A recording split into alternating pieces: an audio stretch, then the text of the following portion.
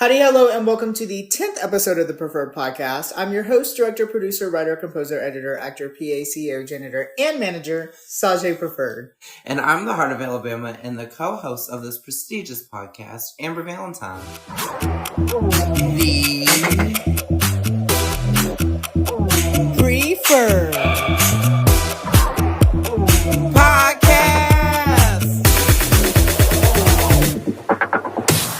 We're back with our 10th episode of the podcast. And we're expecting tens across the board. So let's start off as usual for the 10th time with our 10th topic of slay. Slay times 10. It's what we wear, what we slay, and what we work to pay for. It's fashion. Fashion. So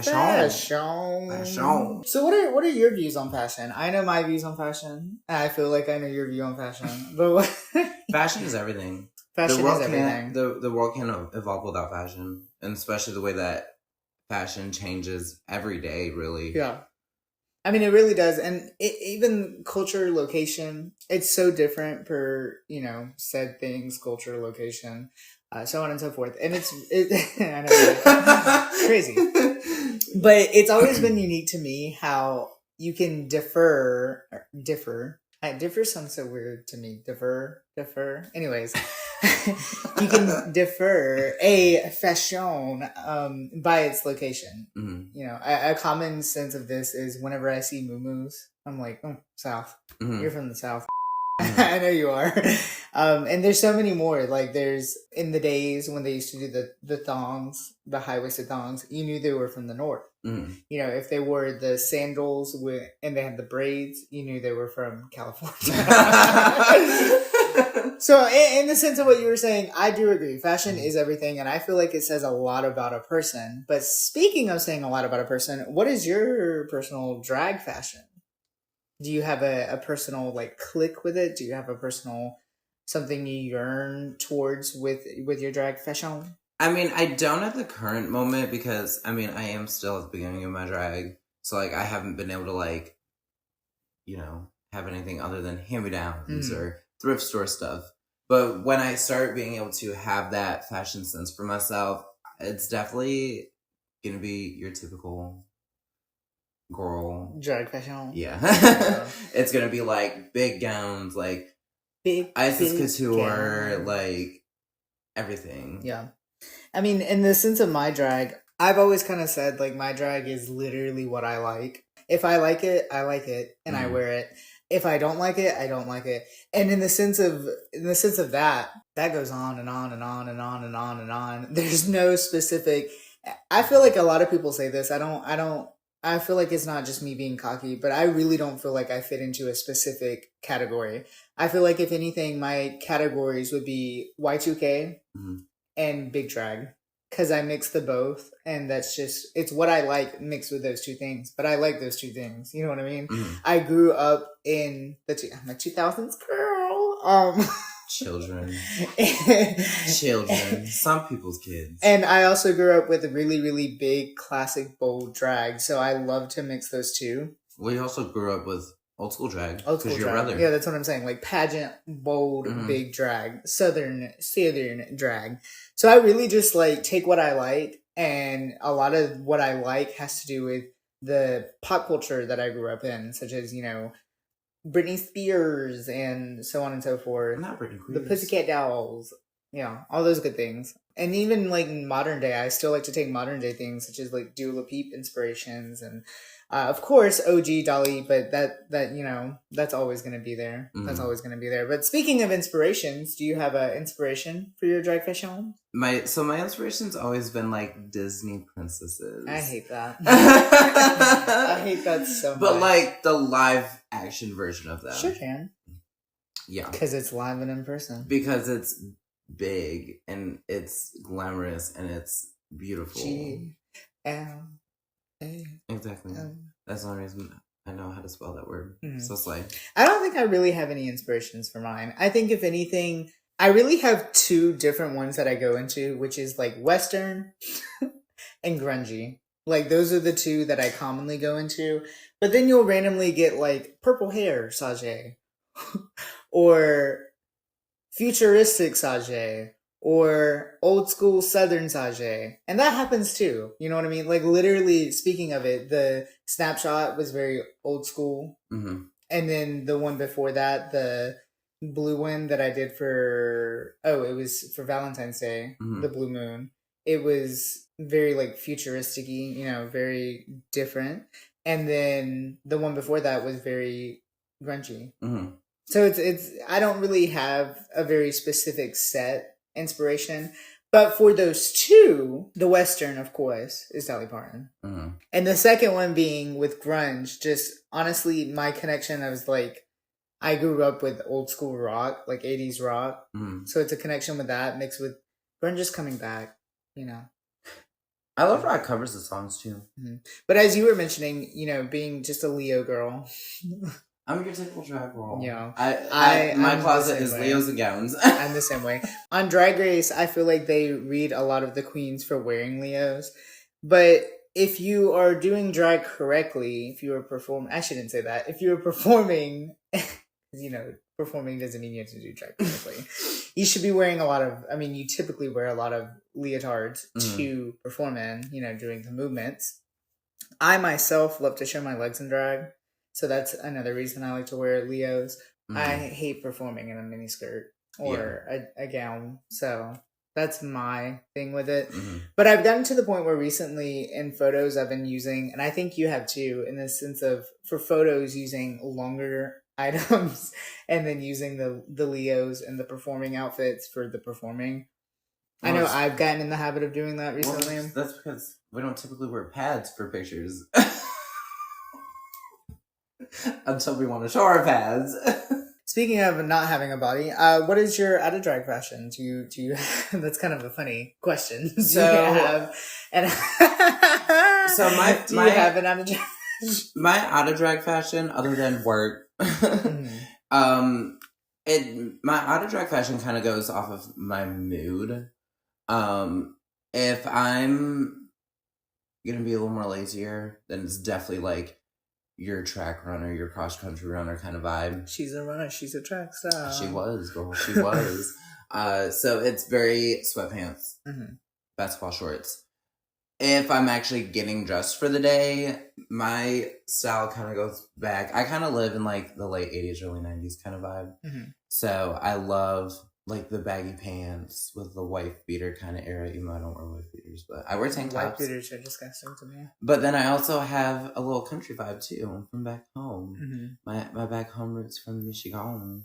My boots, my boot cut pants, my flannels. Gross. Which you use. I wear my boots all the time. You know that. Boots with the fur. I don't really think I have out of drag fashion.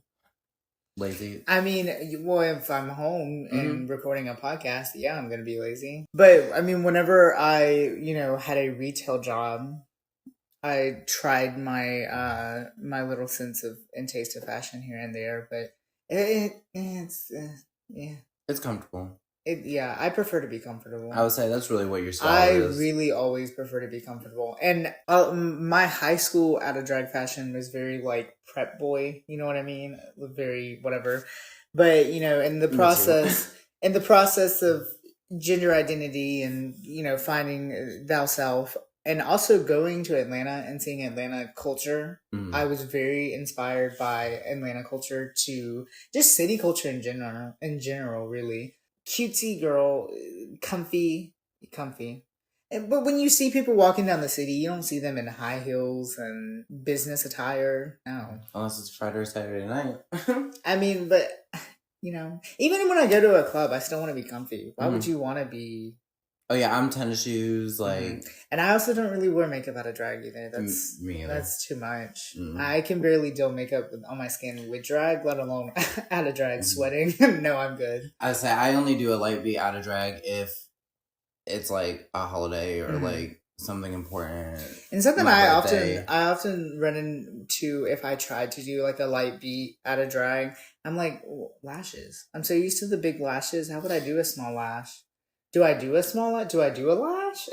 So I don't have to have that issue because out of drag, I have long enough lashes. Well, see, I have for pretty an long out-of-drag lashes lash. too, but it's in the sense of I still want that oomph. You know what I mean? And I guess what I'm morally trying to say is I always try to take it to drag. Mm-hmm. I always like try to do a little face, and it turns out being a clown. You gotta get you a little Cam lash.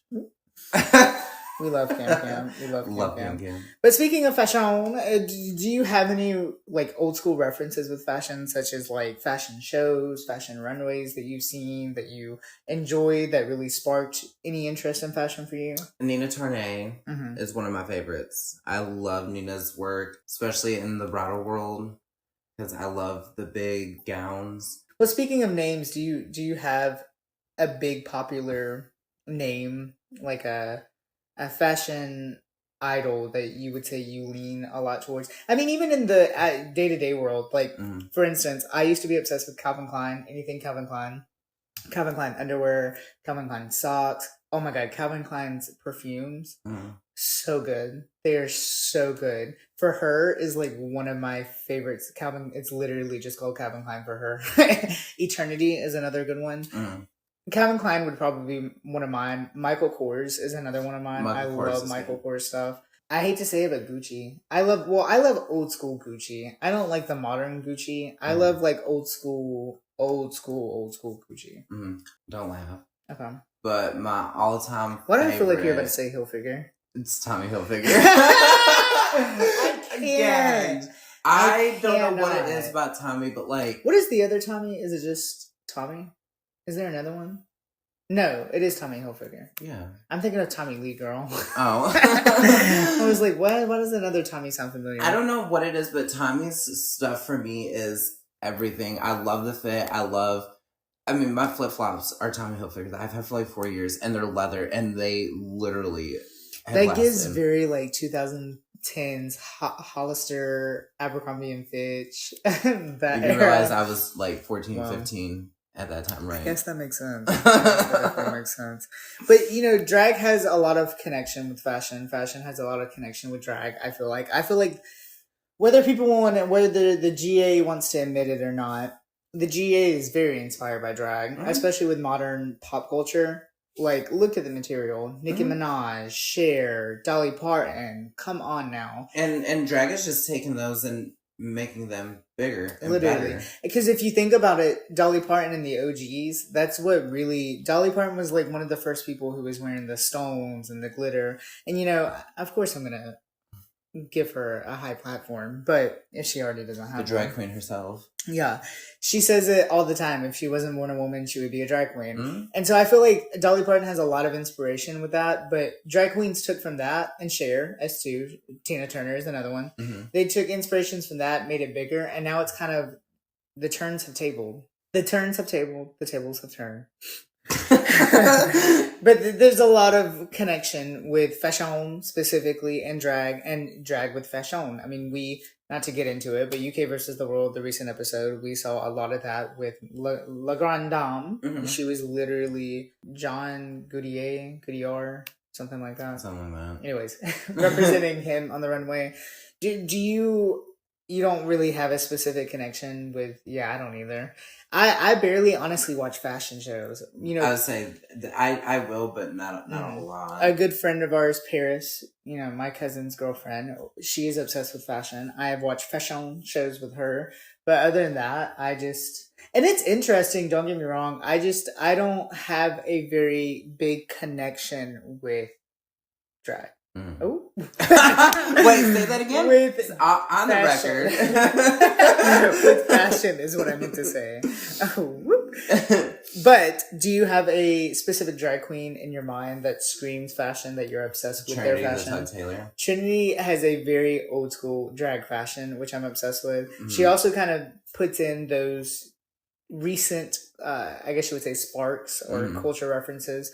And a lot of times she'll even throw a little comedy in there too. Yeah. Another one of mine is Raja. I love Raja, the OG Raja from season 3. Incredible fashion.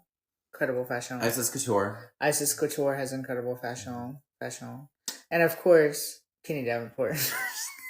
Brooklyn Heights. Brooklyn Heights. Well, I will say Brooklyn Heights on her season had mediocre fashion. on Canada's Canada. Drag Race, which, probably wasn't her, but the fashion she represents is incredible. Which, I mean, is her style, though. It's at least her style drag. And although it's kind of a cheap knockout, Trix Mattel's fashion is iconic. Although it's not in-depth fashion, it's still... It's her kooky fashion. I was about to say, if you can look at someone and immediately get their aesthetic from their fashion, their outfit choices, what they're having on, I feel like that's good fashion. You're representing a brand. You know, when you think of Calvin Klein, you think of white socks, white underwear. You know what I mean? White beaters. Yeah, like it's a branding yourself in its fashion. And if a drag queen can do that through their outfits, that's, and I hate to admit it, Q is one of those people who does that. Crystal Method is another one. Violet Chachki. Gigi Good, Gottmik, so many. Where do you see your fashion going? Up. Like the balloons with the house from the movie. And then they pop. I just honestly, I want to just keep exploring. I do too. I'm kind of getting in that little bit of era of learning things that I didn't know I could do or things that I didn't know I liked, which one of them is rock. So I've started kind of dabbling a little bit in it. So I feel like it's definitely gonna venture out a little bit, but not too far from what I want. I really just, whatever's tossed at me, whatever I have a random idea to create, whatever I put together. I want to be a little versatile, but not as versed as you. Oh. Top, bottom, left, right. First top girl, because we're going to rise through the top. But yeah, although that was a shady compliment, I appreciate it because I really do. I feel like a lot of these queens say, "Oh, I'm a chameleon of drag. I can do anything." I don't say that. I cannot sing. If you ask me to do a cartwheel, I can't do that. In the sense of fashion, though, I feel like I'm pretty everywhere. I really do gowns. I do mini skirts. I do grunge. I really do just about everywhere on the fashion range. So. Whatever is to come, I'm here for it. Fashion was on the minds of viewers this episode of RuPaul's Drag Race as well. Which brings us to our juicy segment of Rate These Queens.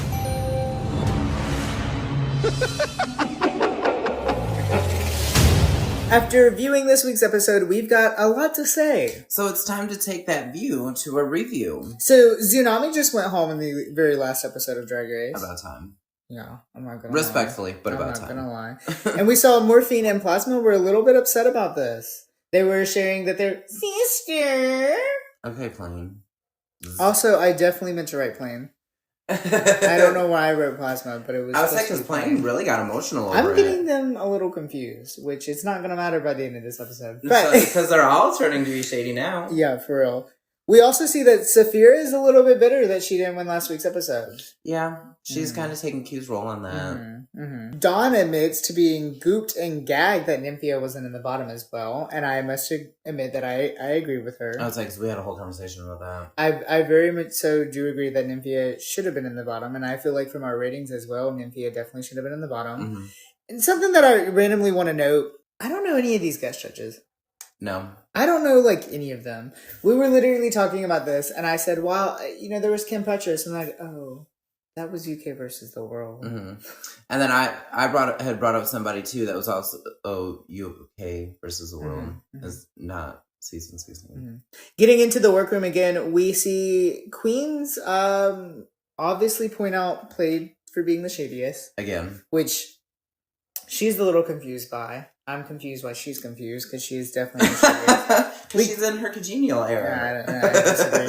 We get into the mini challenge, which is a spit take challenge, and this was disgusting. Q says, I don't spit. That was hilarious to me. This is so dumb.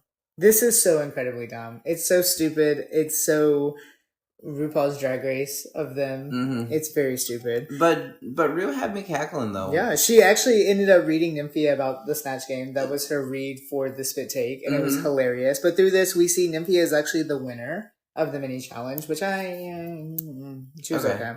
I don't know how you classify a winner of a spit take, but okay. Right. You know, in my opinion, if you have the more wet, which Saphira had, she literally spilled her whole entire cup. I feel like that's a winner, but We love it. What do I know? We then see that the Maxi Challenge, as we mentioned in the last episode, is a look challenge, a design challenge. It's the third design challenge. Mm-hmm. That's crazy. That is crazy. It's giving very season 3 where they had the design challenges. Mm-hmm. And a couple of the queens are not thrilled about it. They're not. This one is a neo-goth design challenge, which is very interesting. I'm kind of happy to see them venturing off in the Drag Race world and not bringing just the old basic drag. So it's exciting. And also, these are my favorite colors. Black. Like they showed the table of the materials and it's black, white, gray. First off, everyone knows my favorite color combo is black and white. And if you put a line of pink in it, I will be even happier. You know? So I feel like personally I would slay at this. At least finding a concept I would slay at. Execution depends on the timing. But you know, I feel like I would do good. And I'm not the only one who feels confident because we also see Dawn and Q are very confident, as they should be. And Nymphia is, you know, Maya, and we'll get into that. She's doing her little acting. But we see Maya and Morphine start to panic. Yeah. They did not have a good run in the last few sewing challenges. So, of course, I would panic as well. Especially Maya, because Maya was in the bottom. Mm-hmm. Plasma is another one who we see struggle, and she actually admits to being boring and old with her fashion. And it's about time she realizes. Yeah. Oh, she knew the whole time. She was just trying to convince She more so struggles with the idea of what is goth. And she's not the only one because we also see Saphira struggles greatly with not really knowing what goth is. And we also see something interestingly that a lot of people have ideas for gowns, which makes me kind of think that no one really understands what goth is. I mean, in the sense of Morticia Adams, yeah. But that's not really goth. It can't be everybody's look because there were like 3 different ones that were going off of that. Yeah.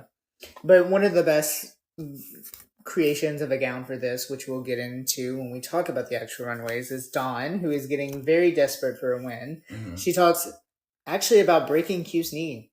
Yeah. Because we see that, as mentioned, Q, Dawn, and Nymphia are really the only ones who are strong competition. And this ideally plays incorrectly. We actually had a very hard time rating these queens. I would say there were only 2 that weren't part of that group, and the rest were all. It was so difficult. Yeah, but speaking of one of those members of the horsemen of the sewing challenges, we have Nymphia, who starts with her annoyance.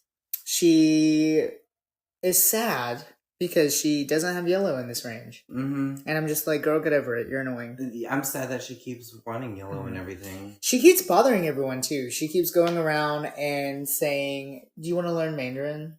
Girl, no, I want to learn how to sew my outfit. Leave me alone. She's definitely an attention seeker. And if the attention's not on her, she's got to act crazy or get in people's business or make it about her. Yeah. Plasma gets help from Dawn, and we see that Plasma tells Dawn to diversify herself, which I feel like is definitely needed. Plasma, through this, eventually changes her idea for the outfit, and we see she changes to something very similar to plain, which is the second time that this has happened. Whenever this is brought up, Plasma looks to Plain and says, "Can I see your outfit?" And to which Plain just turns to her and says, "No." After everybody ratted Plasma out to Jane, straight up was like, "Hey, Plain, by the way."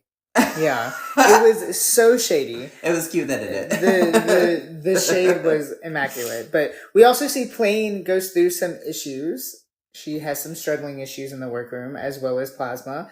And Mother Saphira comes and helps save the day. Not with Plain, because Plain's too shady. Plain's not a nice woman. But with Plasma, she comes over and gives her a little talking of some words. She is such a sweetheart. She is. She really is the mother of season 16. She then goes and collects Maya together. She's like, "Baby, what is this?" Collects Maya together? She sews Maya's outfit for her, essentially. Yeah. She's literally doing everything. Quite literally doing everything. Plain actually says, "I hate when other people help each other on here." While they were sitting next to her. Ground. This was hilarious to me. The next day, we see the queens walk in, and they talk about not getting any sleep, and we see this is very obvious on Nymphia, who is acting like a straight-up crackhead and getting on my nerves. Maya got some sleep with though, girl. Well, Maya also feels very confident, which I'm a little confused by. I would feel confident in Saphira because Saphira literally did everything for her. But we then see a little bit of a sad story with Plasma as she talks about growing up in the what seems to be deep, deep South. Mm-hmm. She never really says where it is. I think it's one of the Carolinas. But I know Donna's from North Carolina, so maybe around there. She talks about, being around Confederate flags and Republicans and being very uncomfortable. And I related a lot to this story. But my issue is I feel like it was on two totally different sides. Mm-hmm. I was one of those people who was in one of these towns, but I did not relay that to my personality or my characteristics. I was always myself through and through. It wasn't your excuse. Yeah. Ultimately. Plasma is very much so using it as an excuse, which is getting on my nerves, but whatever. It's reality TV, girl. Another thing that we saw that I, had a close connection to was Morphine actually talking about her non-binariness, which she eventually goes into the dating scene and about how men in Florida either want super hyper feminine or they don't want anything at all, which is, I feel like, a constant thing in the South as a whole, with closed-minded people. That's usually what you get. But I love to see the representation. Yeah. And then getting to the runway, we have RuPaul having incredible hair, first off, and the runway being "See you next Wednesday," and it took us literally 70 years to find out this was a Wednesday Adam reference. We were very begaggled in our I thought it was minds. just because I was like, oh, that's a coincidence because our episodes come out on Saturday or on Wednesdays. First up, we have Plain Jane. This is everything. This is so... I love the chains. I love the details. The shreds were a little bit questionable. They were more so like knots than shreds, in my opinion. But incredibly good. Love the pattern. Love the idea as a whole. For me, it's a solid 7. Okay. So, Plain Jane for me was very charisma, uniqueness, nerve, and talent. I loved the scraps. The scraps were a very simple touch. Scraps. But scraps. Give me them scraps. Feed them dogs some scraps. Bring out the spare rib. So, but I loved the scrap idea because it just kind of added that little extra goth to it. Did I mention the chains? The chains are incredible. Yes. Yeah. Do your chains hang low? Do they wobble to the floor? I did love the 2-piece idea that she did, even though you couldn't tell that it was a 2-piece because of the corset. Yeah. If you're going to do a 2-piece, you better have the stomach region area for a 2-piece. Yeah. But I mean, it was a little simple, and just because of that little simplicity, I'm going to give her a 9. Yeah. I mean, like you kind of mentioned, it was a little simple, especially for what she was kind of uprooting. She was like, oh, I'm about to serve it to the girls. Which, I mean, goth really is simple. Yeah. Well, it was the you fact just gotta take it in the drag aspect. The knots for me were not very well executed. They didn't really look like knots. The chains really pulled it in. So yeah, it wasn't as high for me, but I do agree. Someone who definitely was not high for me was Maya. I hated this outfit. It was a fantastic idea, but I hated everything. I hated the birds. The nude illusion was probably the nicest part until I realized it was connected by fake spiders. That made me hate it even more. And I didn't like the wig. I'm going to say it. It's giving Cher, and we all know she's not good at Cher. So for me, Maya was a 3. Insert Maya do Cher. So bad. I mean, I loved the concept and the execution that was there, even though it was not her execution. That's another thing. She didn't do anything by herself. If anything, she probably put the spiders on there. That makes sense. And chose the hair. And the birds. And chose the hair. I'm not giving her any credit for that whatsoever. And even if it was great, so I'm going to put her at a 5. And that's only because she at least worked a little bit better on the runway. But that wig was horrible. Yeah, it was pretty bad. Someone who definitely was not horrible. Next up, we have Dawn, who was... It was so good. It was so incredibly good. From the waist to the ears to the skirt, the eyes. I love Dawn's makeup, but something that I've been incredibly impressed by with Dawn is that she will take her makeup and fit it to any part of the challenge. But it's still Dawn makeup. Like, this was still Dawn makeup, but soft. I don't know. It was still Dawn, but it's so much softer.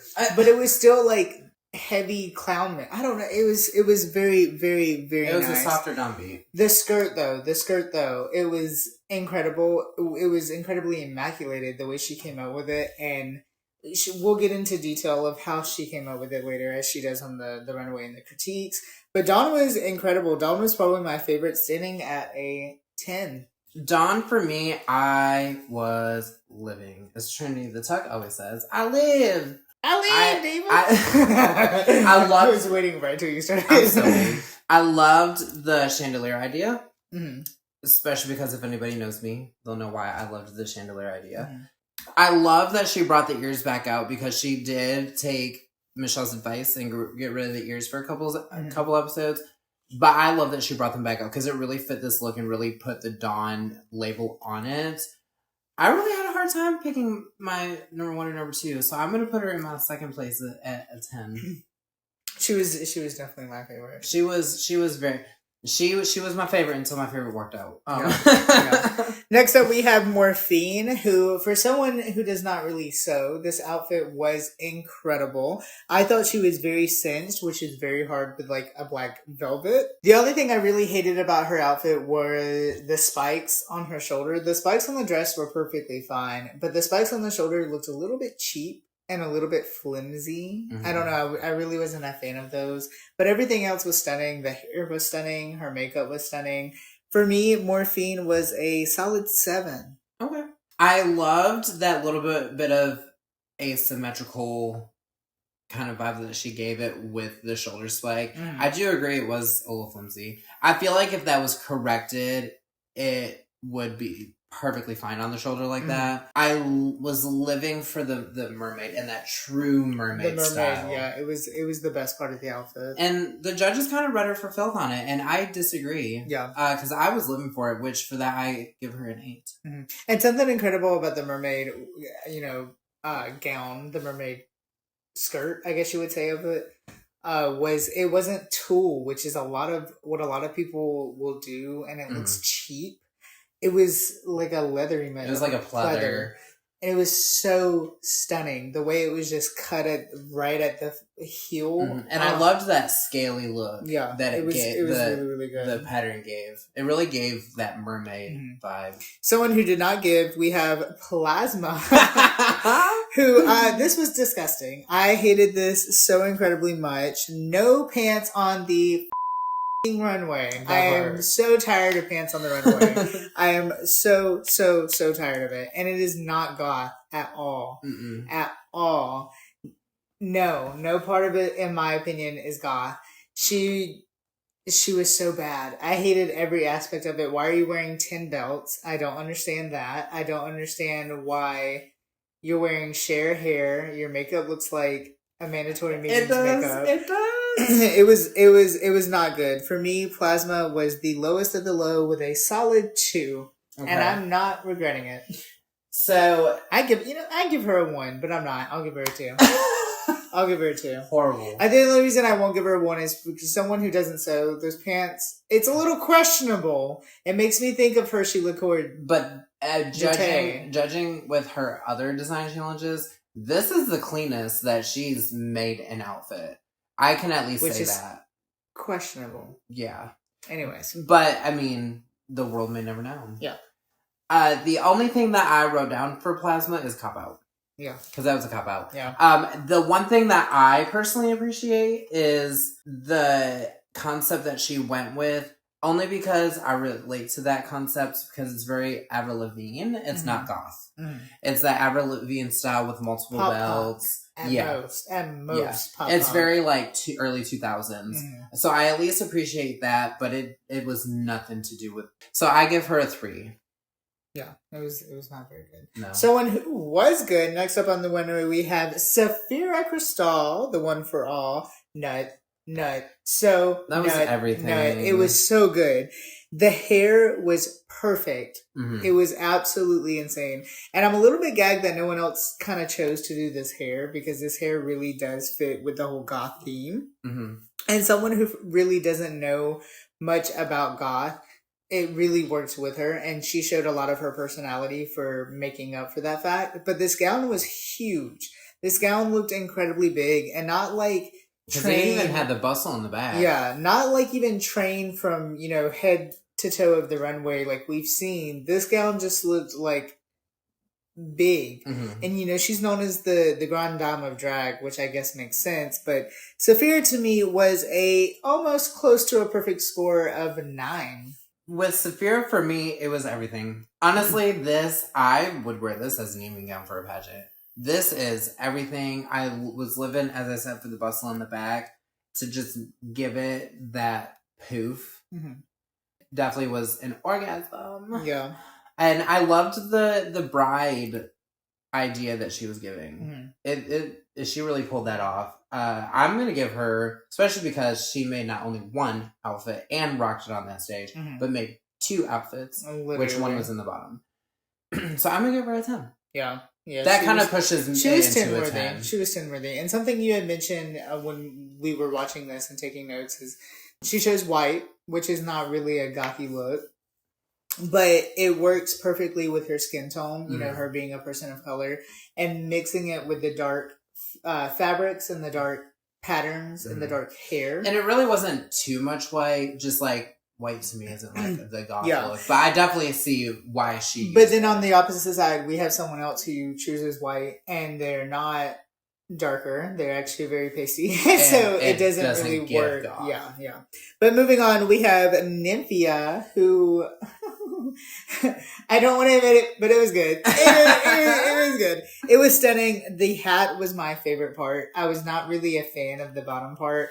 I will say she couldn't move, and that really took a lot of it out of me, or a lot out of it for me. I wish she could walk, and I wish she could see her face more, but not gonna lie, after her annoyance in the workroom, I'm totally fine with not seeing her face. So for the elements of, as the judges say, not being able to walk in it and not being able to see her face, I'm going to give Nymphia a 9. But congrats on not using yellow. I know it was so tough for her. So hard. So hard. It was so hard. Yeah. She had a little moment with not being able but to she wear looks yellow. good out of yellow, so maybe she should stop using yellow. She got to realize it first, girl. Yeah. For Nymphia, for me, stun times 4. Stun. It was given very rich widow, which I appreciate. Especially because she tried doing older in the Snatch Game and bombed it. The face was hidden quite a bit, and I personally don't like that. I wish she literally could have taken turned it like an inch the other way, and it would have worked. And I appreciate the fact that, yeah, she couldn't have walked, but she at least moved, so I'm going to put her at a 10. Someone else who was also known as a top contender for the week was Q. I must admit, I do love this outfit. The details were there. The skin did not match. She chose to do a white skin. And of course, it's not always going to match. But like Gottmik and Danny, they stop it at the neck. And they don't really wear outfits that reveal their chest that make it not so matchy. This showed her whole chest. And that was a little bit bothersome for me. Tan. Yeah. I will admit I did like the hair. I can't tell if it was painted on or if it was a headpiece, but I gotta admit I do love the hair. And this is an example of someone who is on the paler side using a whiter fabric for a goth. It doesn't really work that much. So for me, Q was a 9. I was living for the concept. It's given very Trinity the tuck-a-tailor, because that's something that Trinity would come out with. I appreciate the construction. The construction is really what pushed her into my number 1 spot, because the construction of that gown and the lining was everything. She's kind of given very Cruella mixed with Avatar, The Last Airbender, with a little headpiece or head paint.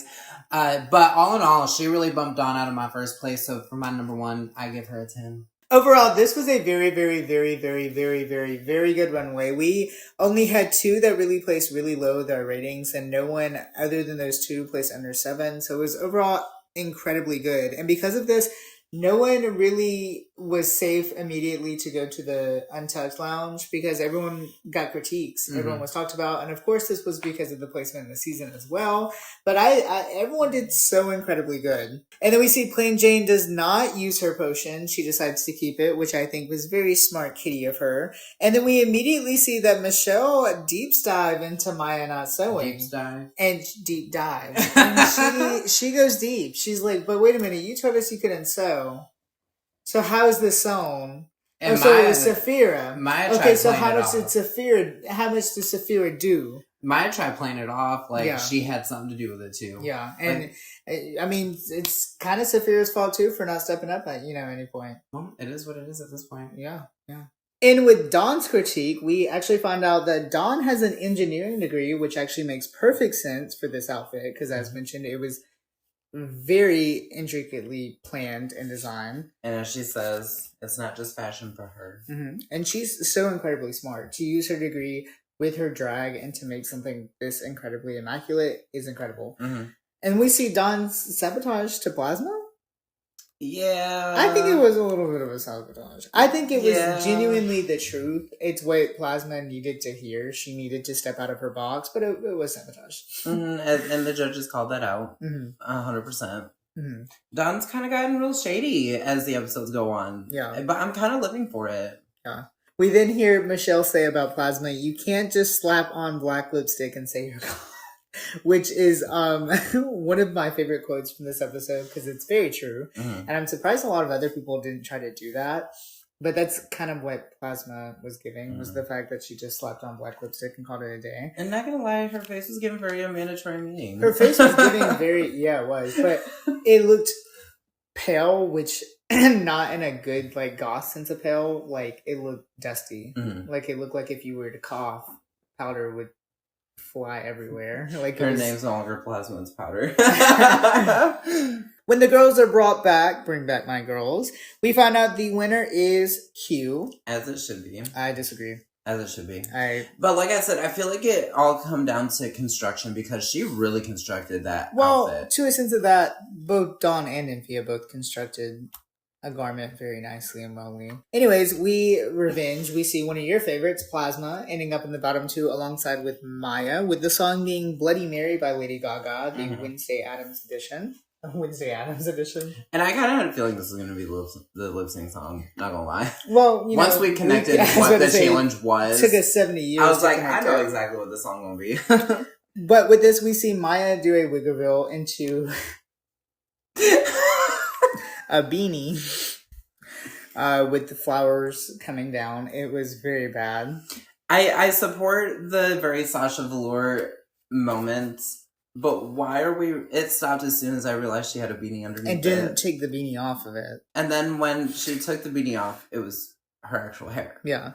And then it ended even more whenever she goes to do a stunt and puts her legs in the air and shakes them to reveal nothing but Barbie crotch and pads, which was no. Although, can we talk about these slips in that gown, though? Mm-hmm. I was living for the multiple backflips in the gown. On the opposite side of the spectrum, we had Plasma trying to Vogue. Very, very... white. Very confusing. And overall, it was a very interesting lip sync. But through the results, we see Maya stays. Yay! And Plasma's gone. Okay, but don't lie, you were gagged.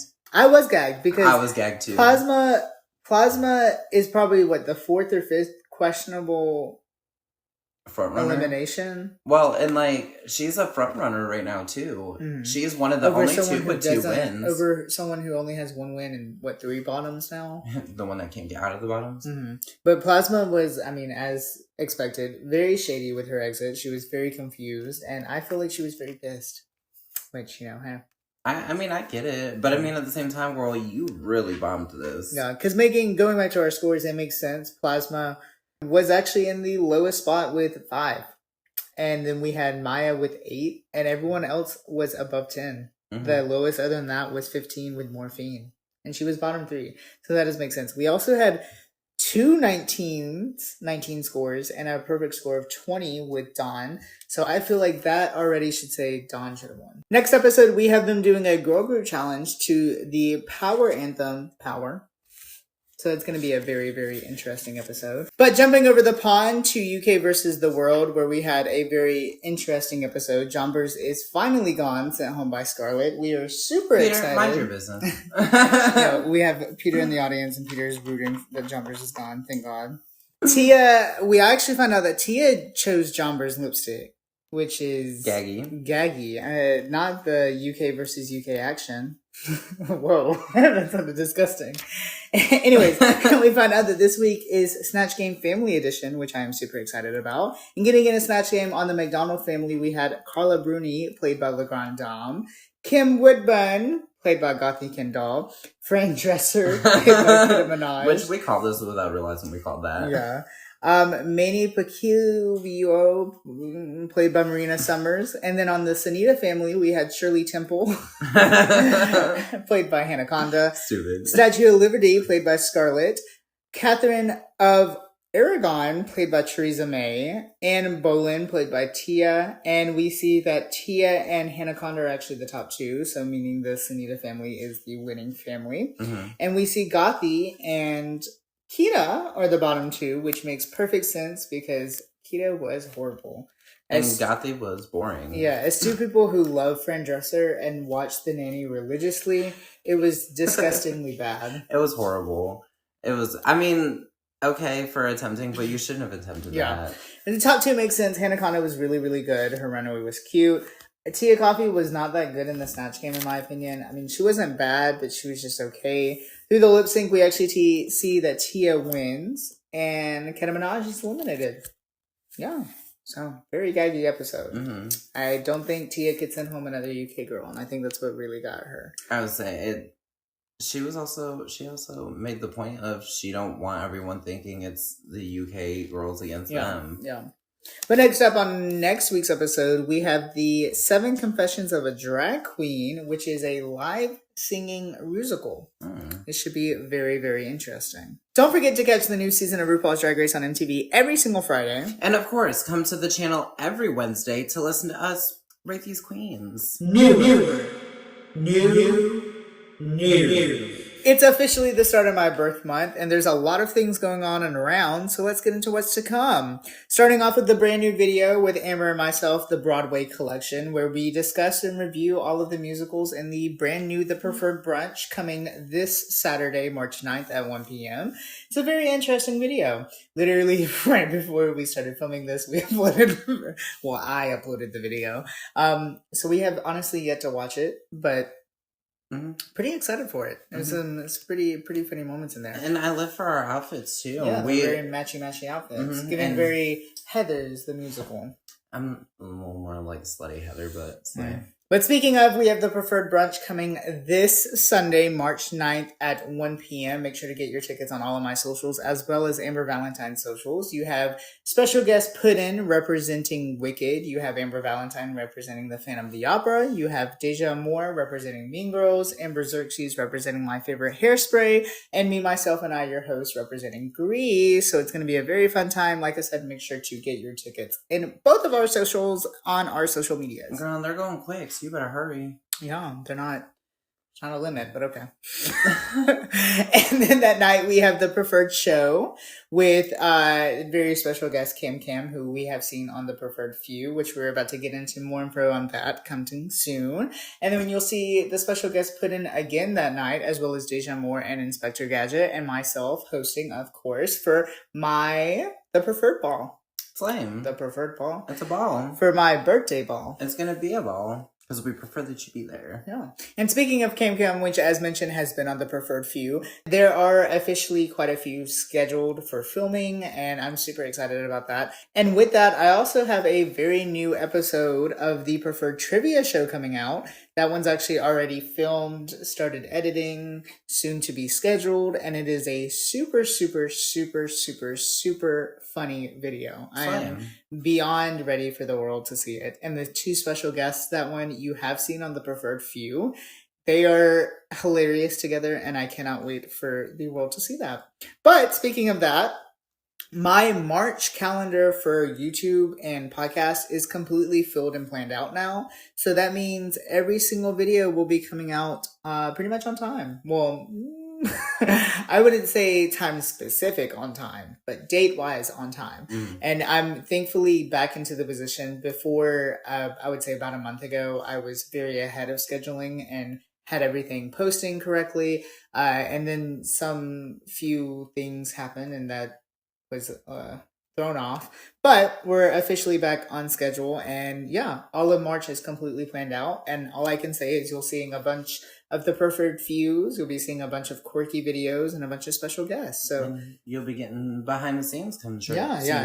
That's something new that is coming in March as well. So definitely stay tuned for that. And also speaking of stay tuned, I am still accepting bookings for my birth month. So make sure to reach out to me on any of my socials at The Only Preferred if you want to see me twirl and swirl for the swirl. Like the ice cream? Yeah. That's lame. I'm like a strawberry and vanilla swirl. With those exciting new events to come, it's time for your exciting new questions. Don't forget to ask your questions by simply clicking the link in our bios. All right, so your question reads, do you think you could ever cut your own hair? No. Why not? Because I'm not doing that. I will F the whole thing up. I'll oh, girl. Now I can shave and then continued to say the actual word for me to believe that. Now, like I can clean up like around my face, but that's about it. Mm-hmm. But that's just like shaving my face. I will always professionally get it done, or have someone that I actually know that knows how to cut hair. To be fair, I'm also scared. I can't physically look in a mirror. Like if I put my hand here, it ends up ending way over here. I guess it's like visual perception. And then instead of chin strap, you got a head strap. But you know about the chin strap, so if I ever need advice from that, I'll come to you. Well, now it's Gina. Gina has a chin strap. I'm keeping that in. I'm actually gonna copy and paste and send it to Gina just for you. Gina, I want you to know if you're listening to this, doubtful. If you're listening to this, it was all Amber's idea. I'm just kidding. Gina's actually been looking pretty good. A little like me, but that's okay. But what was that? What'd you remember? That she's looking really good. What was after that? After that? Yeah. Her eye makeup is so beautiful. I don't think that's what you said. I think specifically... And she told me she's taking inspiration from you for her eyebrows. No. The transcript on here says that you said she's looking a little like me. Well, yeah, you, because she's told me she was taking inspiration from your eyebrows. You said you. She's taking inspiration from my music choices. And your eyebrows now, She's taking unfortunate, doubtful makeup choices from you. Which, along the line, came from me. No. All right, Ms. Preferred. Mm-hmm. Your question reads, do you have a crush on someone? You're so evil. You're so evil. I was like, let me scroll to the bottom, because I know there's some on here that have been here for like 5-6 months. And it was like the third one from the bottom. I was like, ooh. Now, I just got to make sure that me and Peter are on the same page with how you feel.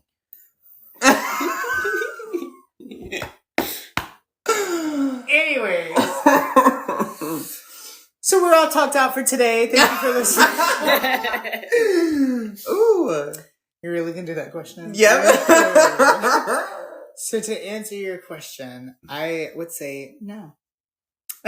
Oh, no, storm out now. Slam the door. I would say yes. Okay. End of story. Okay.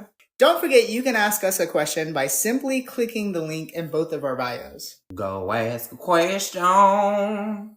Go ask a question. Just click on the bio to the link. The question. With us being all talked out, it's time to end the episode. Make sure to follow all of my socials at The Only Preferred for brand new videos, birthday looks, shows, and new things coming up. While you're following her, follow me on all my socials at Amber_V_Valentine for new looks, new videos, some behind the scenes of the whole Preferred franchise. Comment below who your favorite was in this episode of RuPaul's Drag Race. And follow for more episodes of the Preferred podcast every Wednesday on Spotify and YouTube. It's been nice talking. And we'll talk to you later. As always, stay preferred. And full of love.